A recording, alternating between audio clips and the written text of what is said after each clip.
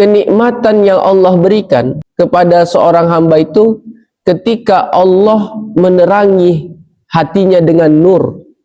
Allah masukkan cahaya. Dengan cahaya tadi itulah Allah payah tadi, Allah berikan dia petunjuk sehingga dia mudah untuk mendapatkan ulum, ilmu-ilmu, wa asrar, rahasia-rahasia, wa hikamin, dan hikmah-hikmah. Makanya ketika Imam Muhammad bin Idris Asy-Syafi'i saat dia berjalan lalu tak sengaja terlihatnya betis seorang wanita, saat dia melihat betis seorang wanita tanpa sengaja itu hilang hafalannya.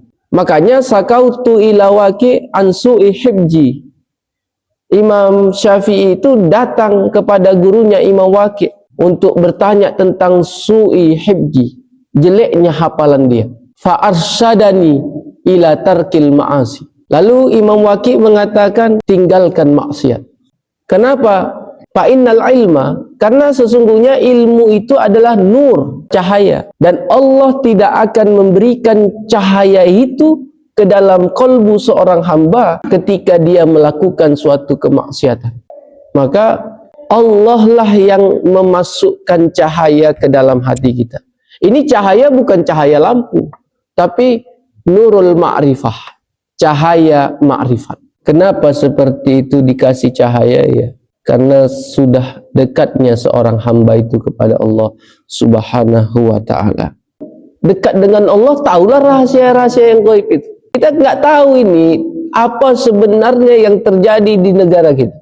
Tapi ketika kita dekat dengan presiden, dengan menteri, dengan gubernur, dengan pejabat-pejabat itu, sesuatu yang dulunya kita tidak tahu menjadi tahu kita. Kenapa? Karena kedekatan kita kepada mereka. Begitulah dengan Allah. Karena dekatnya kita dengan Allah, Allah memberitahu, Allah membukakan sesuatu yang tidak Allah bukakan kepada hamba-hamba yang lain. Dengan apa? Dengan Allah masukkan cahaya ke dalam kalbunya. Dan dia juga mengetahui hikmah. Orang biasa itu kalau dia belum dikasih nur di dalam hatinya, ketika dapat musibah, musibah itu penderitaan. Musibah itu sesuatu yang Allah membenci seorang hamba itu. Kenapa? Karena nggak tahu hikmah itu. Padahal kalau dia mengetahui hikmah itu, musibah itu adalah cara Allah untuk mengungkapkan cinta kepada seorang hamba. Itu kalau dia mengetahui hikmah di balik musibah itu.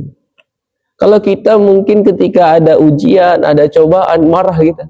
Kenapa aku aja ya Allah? Aku udah sedekah, aku udah sholat, aku udah beribadah kepadamu. Tapi kenapa engkau coba aja? Ada orang yang gak ibadah, ada orang yang gak sholat, ada orang yang gak berzakat. Tenang-tenang aja hidupnya ya Allah. Dia lupa bahwasanya musibah yang Allah berikan itu adalah cara Allah untuk mengungkapkan cinta kepada seorang hamba. Dan itu akan kita dapatkan ketika Allah memasukkan nur ke dalam hati kita. Makanya banyak sekali sebenarnya yang kita tidak ketahui tentang kehidupan dan diri kita ini. Kita hanya tahu kalau lapar kita makan, kalau haus kita minum, kalau capek kita istirahat, kalau mengantuk kita tidur. Kita hanya tahu yang zahiriyahnya aja. Padahal masih banyak sesuatu yang Allah nggak bukakan. Kenapa? Kau nggak pantas tahu rahasia-rahasia aku itu. Karena kau belum dekat denganku. Kalau kita dekat kepada seseorang kan tahu sedikit banyaknya tentang dia. Kenapa?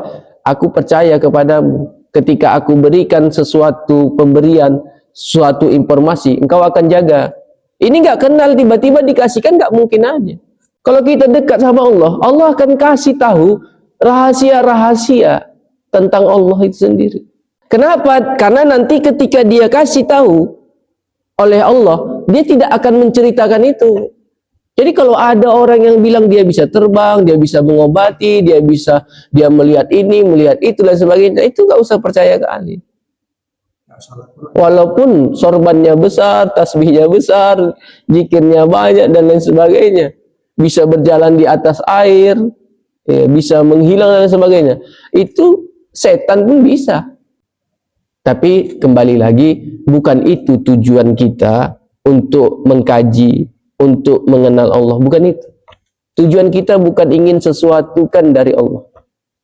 Ketika seseorang hamba masih menginginkan sesuatu bersifat keduniaan saat dia beribadah kepada Allah, maka sejatinya dia belum benar-benar mengikhlaskan dirinya untuk beribadah kepada Allah, dan belum lagi dia merendahkan dirinya sebagai seorang hamba ciptaan Allah.